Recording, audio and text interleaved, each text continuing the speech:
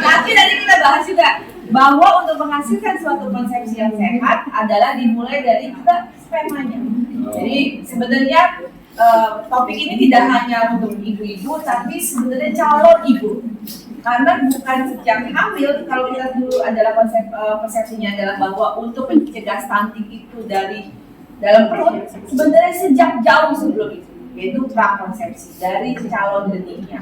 Makanya nanti kita akan bahas bersama. Nanti kalau ada pertanyaan main-main bisa di DM silahkan Bu, atau mau lihat edukasi seputar kehamilan atau fertility ada YouTube saya, ada bahkan saya mencoba juga ke TikTok. Suaranya cukup terdengar ke belakang kan? Oke. Ya, jadi kalau kita sekarang, saya kalau kemarin waktu saat merawat ibu saya di ICU ataupun di tempat cuci darah, itu banyak sekali usia muda, bahkan 35 tahun, 30 tahun itu sudah cuci darah. Saya juga banyak pasien-pasien saya ibu hamil umur 30 tahun sudah hipertensi. Bereklampsi juga makin muda. Diabetes, hipertensi, apakah itu dimulai sejak umur kita sekarang ini? Tidak, ini dokter itu juga yang stroke banyak muda ya. Padahal itu sebenarnya bisa dicegah Bu. Sejak apa? Sejak prakonsepsi. Menghasilkan embrio yang bagus, sehingga nanti janinnya dikandungnya bagus, sehingga lahirnya nanti bagus, sehingga kita bisa menekan apa yang namanya penyakit degeneratif. Jadi penyakit degeneratif tidak sejak saat dia sudah dewasa gaya hidup, enggak Bu, sejak dia di dalam perutnya ibu. Bahkan kalau pasien saya nanya, dok kenapa kok saya bisa kena penyakit mio, kista, hipertensi, diabetes, itu kenapa saya bisa muncul itu? Dari sananya Bu. Dari sananya dari apa? Dari ibu waktu di perut ibunya ibu. Bahkan sejak ibu belum dibikin. Kenapa? Sejak dari konsepsi sperma, sel telur. Mungkin bapak-bapak sudah ada beberapa ya Bu. Cuma nanti kalau mau calon mantu atau punya anak laki-laki, sejak sebelum nikah sebenarnya pembekalan tentang nutrisi itu bukan sejak dia sudah di ibu hamil, sejak sebelumnya. Kenapa?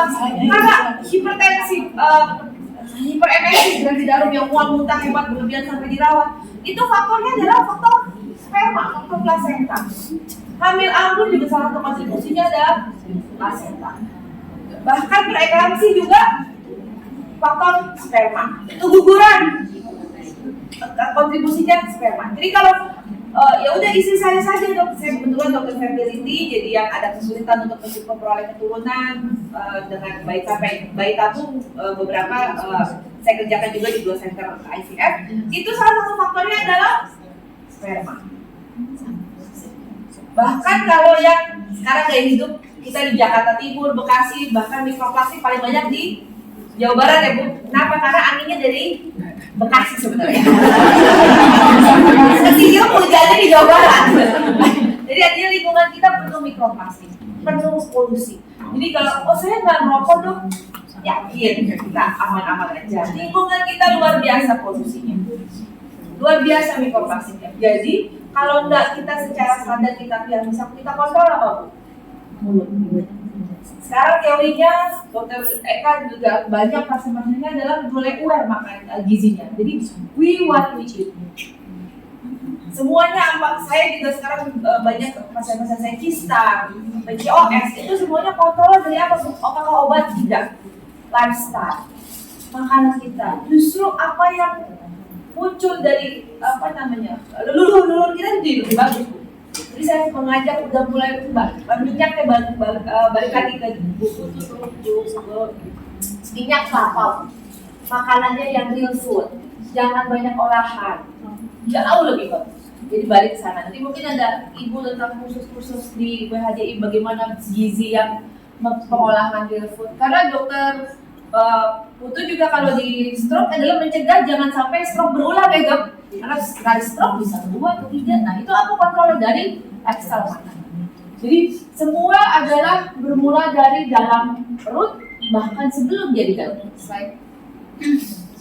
Nah, kalau kita bicara stunting ini kalau kita bicara hanya stunting. Padahal sebenarnya yang bisa kita kontrol adalah malnutrisi. malnutrisi artinya apa Bu? Terlalu kecil ataupun terlalu besar.